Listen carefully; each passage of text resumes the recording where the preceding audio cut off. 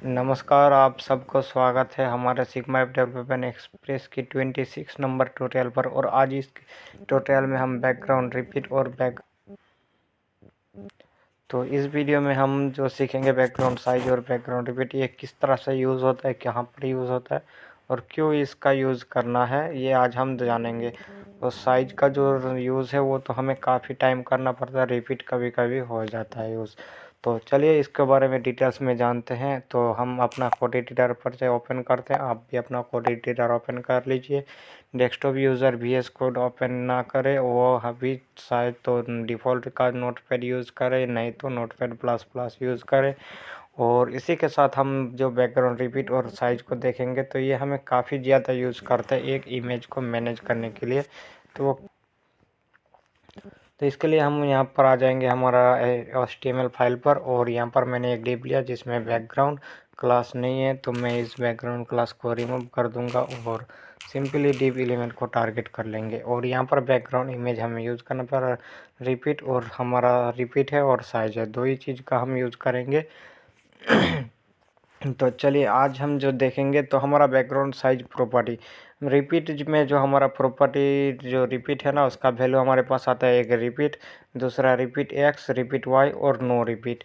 इन सब वैल्यू का काम क्या है, रिपीट जो वैल्यू आता है उसका मतलब वो रिपीट हमारा इमेज रिपीट होगा, यानी बार बार आएगा, जहाँ से ख़त्म होगा वैसे स्टार्ट होगा और डिफ़ॉल्ट में रहता है। अगर आप रिपीट x लिखते हो तो x एक्सेस यानी लेफ़्ट से राइट की तरफ रिपीट होता जाएगा, और y अगर लिखते हो तो टॉप से बॉटम की तरफ रिपीट होते आ जाएगा। और अगर नो रिपीट होगा और लिखोगे तो नो रिपीट यानी रिपीट होगा ही नहीं।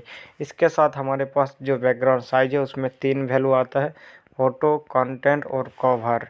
तो ये 3 वैल्यू आता है, तो इसका यूज़ हमारे पास यही है जो हमें इस तरह से यूज़ करना पड़ेगा।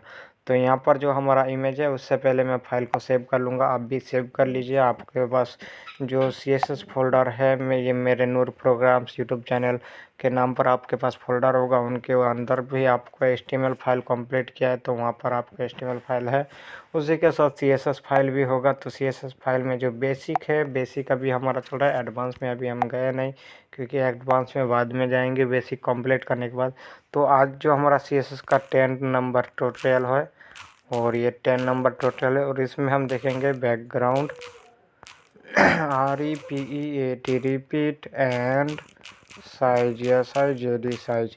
अब मैंने सेव कर लिया। अब हमारे पास क्या है, इसके अंदर इमेज फोल्डर के अंदर हमारा इमेज है। तो यहाँ पर जो हमारा यूट्यूब और ये CSS और उसी के अंदर बेसिक और ये इमेजेस नाम से है, और इसी के अंदर हमारा लोगो डॉट, आपके पास भी एक लोगो डॉट JPG होगा। तो चलिए हम इमेज को इंसर्ट करते हैं।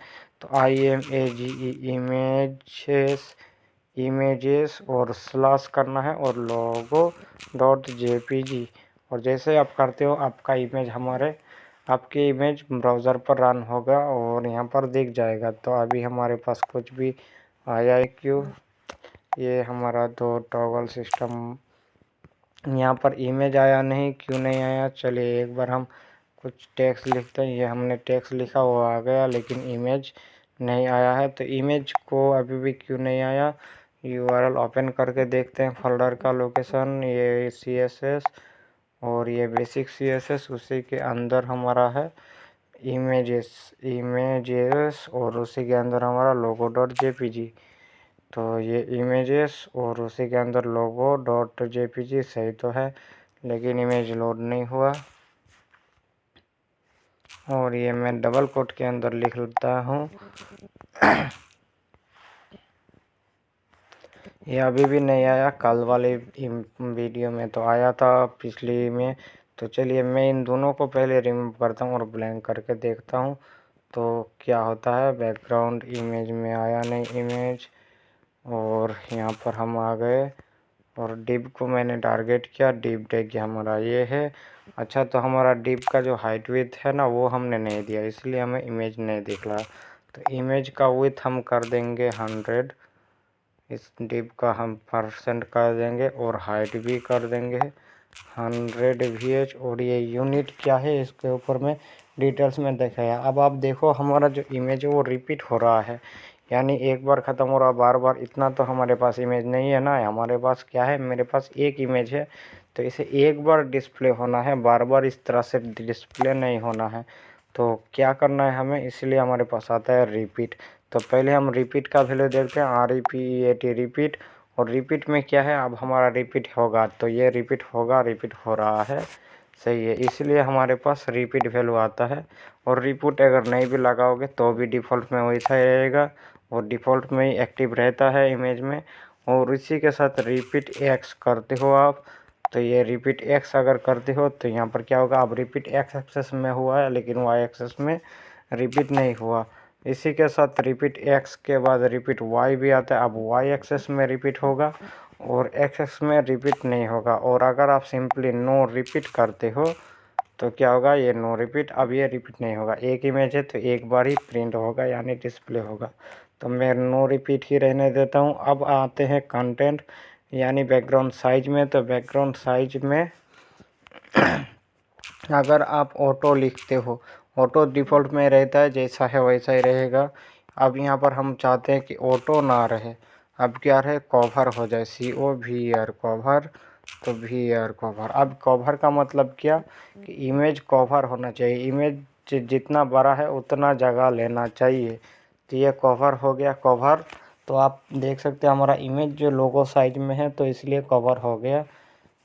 तो पूरा स्क्रीन ले लिया है, यानी जितना हमारा स्क्रीन होगा उतना जगह पर आना है। जैसे मेरा विथ है 100%, हाइट है 100 VH, तो 100 VH तक हमारा इमेज आना चाहिए और एक ही बार आना चाहिए। और तो हमने कवर दिया। अगर मैं यहाँ पर अभी आपको दिखाता हूँ कवर का और भी अच्छा सा एग्जांपल आपको समझ में आएगा। मैं 300 पिक्सल विड्थ दिया हूँ क्योंकि मेरा इमेज का विड्थ हाइट बराबर है, इसलिए अगर मैं विड्थ हाइट बराबर रखूँगा तो हमें आ जाएगा अच्छा सा। तो यहाँ पर 300 पिक्सल में हाइट भी रखता हूँ। तो अब यहाँ पर आप देखो हमारा इमेज बराबर आ गया। और मैं अब यहाँ पर इसका विड्थ 500 करता हूँ दोनों का, तो ये 500 में लंबा हो गया है और 500 में कवर हुआ। तो हाइट भी 500 कर देंगे तो ये 500 आया, यानी इमेज का विड्थ जितना होगा उतना ही हमारा आएगा। यानी जितना हम डिव का यानी जो हमारा एलिमेंट का जितना विड्थ हाइट होगा उतना विड्थ हाइट में ये फैलना चाहिए, यानी एक पिक्सल भी हमारे पास छूटना नहीं चाहिए, बराबर होना चाहिए। कवर का मतलब यही होता है कि पूरी जगह कवर कर लो, ये कुछ भी एरिया बाकी नहीं रहना चाहिए, जितने भी एरिया है पूरा एरिया को कवर कर लो। कवर का मतलब वो था, और नाम से ही आपको समझ में आ रहा है वैल्यू के नाम से कवर। अब कंटेंट आता है CONTAIN, ये कंटेंट आप लिखा, तो अब ये कंटेंट का मतलब क्या, जहाँ तक हमारा कंटेंट रहेगा। अब यहाँ पर मैं इस इमेज के अंदर कुछ कंटेंट भी लिखता हूँ, तो अब आप देखोगे मैं ऐसे ही कुछ टाइप कर दिया तो कंटेंट हमारा रहेगा, ये कंटेंट तक आ गया है। और कंटेंट अब यहाँ पर क्या होगा कि मैं इसको पैडिंग देता हूँ, ये पैडिंग मैंने देता हूँ कितना, 20 पिक्सल का। तो ये 20 पिक्सल PC नहीं देंगे, पिक्सल देंगे, और ये हमारा 20 पिक्सल यानी इमेज भर चुका है। और अगर मैं यहाँ पर 20 पिक्सल हमारा पैडिंग में ये भर चुका है, तो इसीलिए हमारे पास कंटेंट यानी जहाँ तक कंटेंट रहेगा, जैसे वो पिछली वीडियो में आपने देखा था बैकग्राउंड ओरिजिन यानी बैकग्राउंड पोजीशन में जहाँ पर कंटेंट बॉक्स बॉर्डर बॉक्स आता है, तो उसी जैसे कंटेंट बॉक्स काम करता है कंटेंट तक। तो इसीलिए बैकग्राउंड का इमेज जो रहेगा वो कंटेंट तक रहेगा, यानी कंटेंट जहाँ पर रहेगा उसी जगह से हमारा इमेज रहना चाहिए। तो ये हमारा कंटेंट का काम होता है, तो ये कंटेंट वही काम करता है। और यहाँ पर लिखा हुई है the background image will be content with in the container concerning the entire image is visible. अब कंटेंट का मतलब हो गया, आपने समझ लिया। और अब आप मैं यहाँ पर ज़्यादा टेक्स्ट देता हूँ ताकि ये टेक्स्ट जो है नीचे आ जाए, नीचे लाइन में। तो मैं कुछ भी ऐसे टाइप करते जा रहा हूँ, जो भी क्लिक हो रहा है तो आपको यहाँ पर दिख जाएगा। अब यहाँ पर मैं कंटेंट आप देख सकते हो, कंटेंट हमारा अभी भी रिपीट नहीं हुआ है, इतना बड़ा कंटेंट लिख लिया लेकिन रिपीट नहीं हो रहा है। तो यहाँ पर मैं रिपीट करने के लिए यहाँ पर और भी टेक्स्ट ऐड कर दिया हूँ। तो अब आप देख सकते हो हमारा कंटेंट जहाँ तक है वहीं तक हमारा इमेज है।